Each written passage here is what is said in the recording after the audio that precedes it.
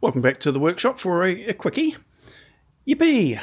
I've got the two sides of the mitre station drilled out and in place, but not registered in place as yet. I'm liking what I see and I can anticipate its use. I'm going to enjoy using it.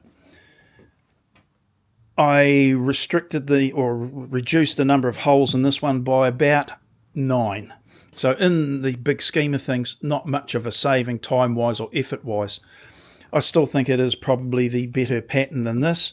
The only difference between the two is the third row out from the fence has got the holes every 50mm. This one's got it every 100mm.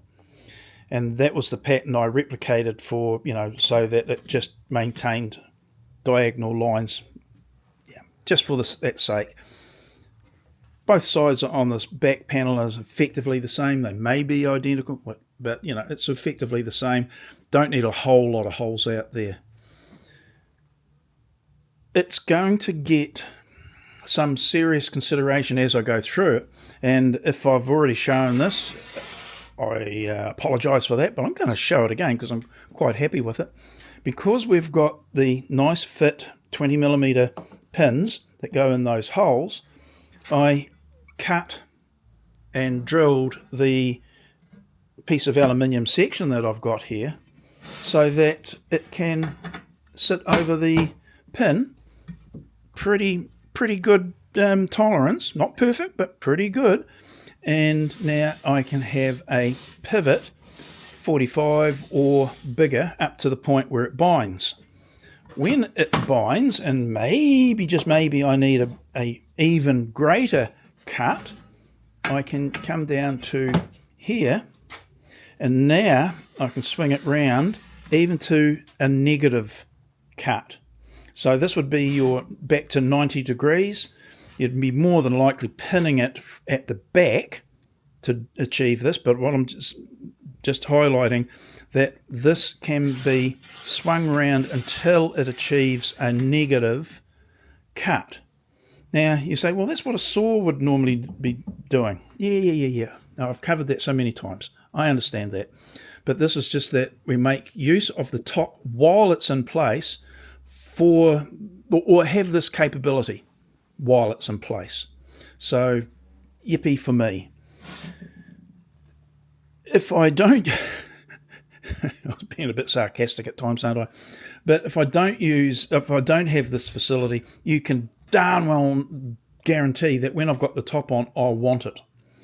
Pulling the top off and the fence and the box is a little bit more than I really want to do for the occasional cut. Having the capability, and critically, I need to be able to have this for the project that I've got in mind. And hey, why not make use of it? That is a really nice, decent long fence that you can rest your material up against to get whatever cut you want here. So from 90 right round to whatever angle you want. And I'm suggesting when you go to this angle, you probably wouldn't want to use a length of aluminium as big as this. So what I'll be doing is making up a couple of smaller custom wood fences. So then it can go on there in place, and so that's already a zero tolerance, this part here, set up. So yeah, I'm just saying. So this is maybe a couple of degrees here, and I can put my timber, or pretend this is timber, I can put my cut in here, or my timber in here, and cut it to a to wedge type of cut. That is sometimes required for one of the jobs I've got. I need 8 degrees, between 8 and 12 degrees, and it's a bit tricky doing it until now. With an angle finder, hang on, let's just have a look. With, where have I put them? Bear with me while I look for them. I've got some sort of not prepared but not accessible. It's just basically these. Come on, where have I put those? Oh, I've got a whole pile of them lying around somewhere. with the radius on it. Well, there's a question. Where the heck have I put them all? You're going to have to wait, aren't you? Yeah, I definitely had some. I'm sure if I had some. There we go. And I've got a heck of a mess in front of me now. That was all the shavings from the all the holes that I've been drilling. Anyway, with that pin up there, I can put that on there. That is a zero tolerance measurement there, and it can arc round and create whatever angle I deem required, right down to, well, 0, which is a bit stupid, but yeah. So if that was 8 degrees, now I can pop my material on it, cut the 8-degree angle. Why I was caught without the prepare, it will need to be so that you can clamp the damn thing to keep your fingers away from it, and it would be good to have a clamp able piece to hold this piece, because it will move, especially in this sort of ripping, almost a ripping type action.